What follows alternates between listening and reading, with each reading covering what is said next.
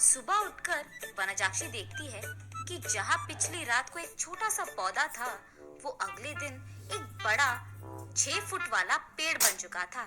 और इतना ही नहीं, उनपे बैंगन भी इतने भरे भरे और 4 गुना बड़े भी उग गए थे। ये देख वनजाक्षी अपनी आंखों का खुद यकीन नहीं कर पा रही थी। पेड़ के पास आकर उसे जांचने लगती है। ये कैसे हुआ? ये मुमकिन कैसे है? कल तक तो ये पौधा था, आज पेड़ कैसे बन गया? वो ऐसे सोच में पड़ गई थी कि इतने में उसकी बेटी वसुंधरा वहां आकर उस पेड़ को देख ऐसे ही चौंक जाती है। कुछ देर बाद वो हार मानकर कुछ बैंगन को लेकर उनका भरता बनाती है। बस वो भरता स्वादिष्ट था। उस स्वाद पे फिदा होकर माँ बेटी दोनों बचे कुछ बैंगनों को उनके आजू बाजू पड़ोसी लोगों में बांट देते हैं। एक दिन उस बैंगन के स्वाद पे फिदा होकर बार बार वनजाक्षी के घर आकर उनसे बैंगन पूछते हैं। और इतना ही नहीं, जितने बैंगन को कल वो पेड़ से तोड़े थे, उतने ही बैंगन अगले दिन वापस उग गए थे। ये देख माँ बेटी दोनों आश्चर्यचकित हो जाते हैं। तब दोनों फैसला करते हैं कि इन बैंगनों को मुफ्त में नहीं देना है। ये कहकर बेचते हैं कि ये जादुई पेड़ है और इसके बैंगन बहुत स्वादिष्ट हैं।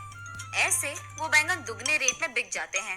कुछ ही दिनों में इन स्वादिष्ट बैंगनों के बारे में और वो बड़ा सा बैंगन के पेड़ के बारे में इधर उधर बात फैलकर आजू बाजू पड़ोसी शहर तक पहुंच जाता है। इसलिए हर रोज सुबह शुरू होते ही पेड़ में भर के बैंगन उगते थे और उनके लिए लोगों की लाइन लग जाती थी सुबह सुबह, और वो भी वनजाक्षी के घर के बाहर। वनजाक्षी का पैसों का डिब्बा हर रोज पैसों से भर जाता था और ये बहुत साधारण सी चीज होती थी।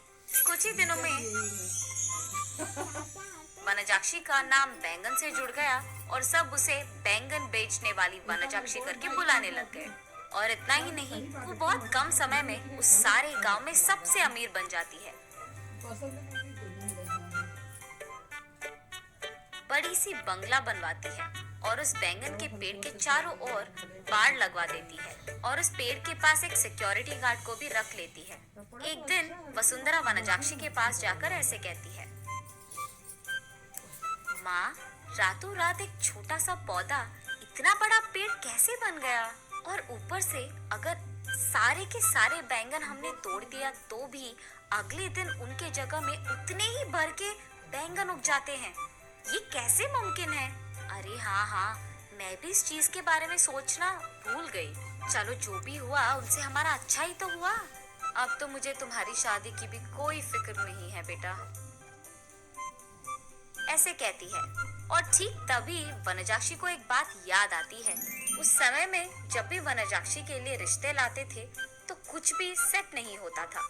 अगर वसुंधरा को लड़का पसंद आ गया तो लड़के वालों को इनका दहेज नहीं पसंद आता था, और अगर लड़के ने वसुंधरा को पसंद कर लिया तो वसुंधरा को वो लड़का पसंद नहीं आता था। ऐसे बहुत सारे रिश्ते देख देख कर वनजाक्षी थक कर ये सोचने लगती है कि शायद उसकी बेटी के कुंडली में कोई दोष है, इसीलिए वो बहुत सारे पूजा पाठ करवाती रहती थी। ऐसे ही एक दिन वो मंदिर में पूजा करवा के घर लौटती रहती है।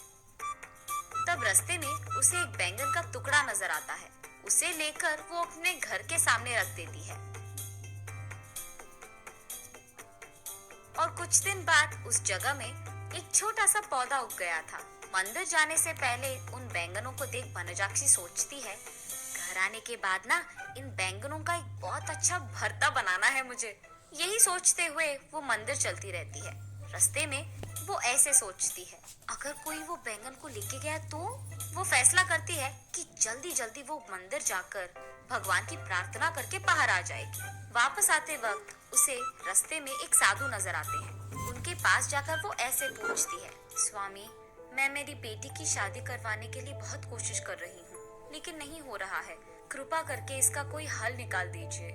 ठीक है, उस जगह पे बैठकर अपनी पूरी मन से प्रार्थना करो, ऐसे कहते हैं साधु। तब वनजाक्षी उस साधु के सामने बैठकर इसी डर में पड़ी रहती है कि कहीं कोई उस बैंगन को चुरा ना ले। हे भगवान, मेरे घर जाने तक उन बैंगनों को संभाल के रखना, किसी को उसे चुराना नहीं है। इसका प्रार्थना करके वो उठकर साधु के पास जाकर आशीर्वाद दीजिए स्वामी, ऐसे कहती है।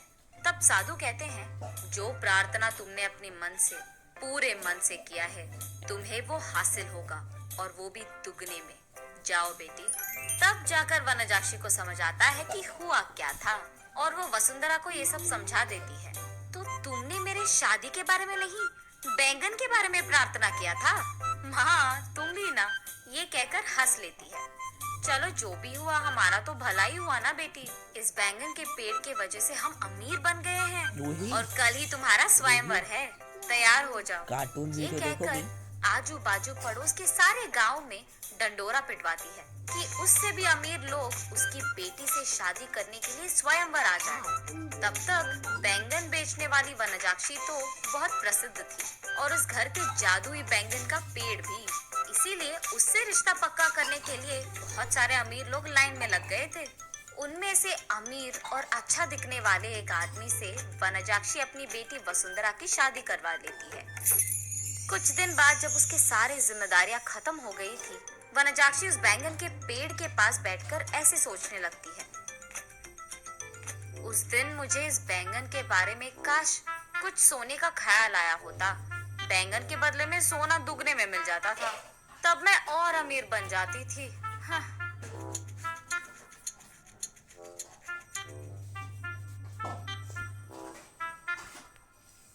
अगले दिन सुबह उठ के देखने पर उस बड़े बैंगन के पेड़ के जगह में वही पुराना वाला छोटा सा पौधा था जो वनजाक्षी ने वहां लगाया था। तब वनजाक्षी को पूरी बात समझ में आती है।